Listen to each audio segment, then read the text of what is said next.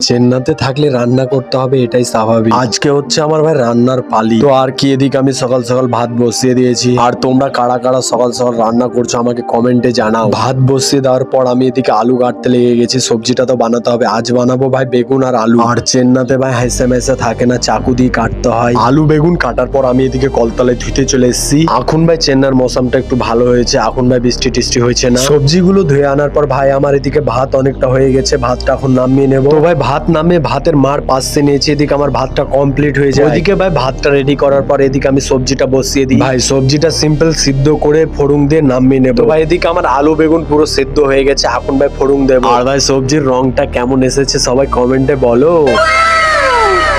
ফোড়ন দেওয়ার লাগে ভাই এদিকে আমি পেঁয়াজ কেটে রেখেছি, তো এদিকে ভাই ফোড়ন ভাজার লাগে কড়াইয়ে চাপিয়ে দিয়েছি। আর কিছু মশলা ছিল, মশলাগুলো দিয়ে দিন। ফোড়ন ভাজার পর আমি এদিকে আলু বেগুনটা ঢেলে দিই। এবার তরকারিটা কিছুক্ষণ ফুটিয়ে আমি নামিয়ে নেবো। আর ভাই সকাল সকাল রান্না করতে যা অসুবিধা হয়, কাজ করার পর ভাই সকালে উঠতে হয়, খুবই অসুবিধা। তো ফাইনালি সকাল 6:30টার দিকে আমার রান্নাটা কমপ্লিট হয়ে যায়। তো আর কি ভাই, খাওয়া দাওয়া করে এখন কাজে যাবো। আর ভাই কাজের ভিডিওটা আসছে খুব তাড়াতাড়ি, দেখতেই থাকো।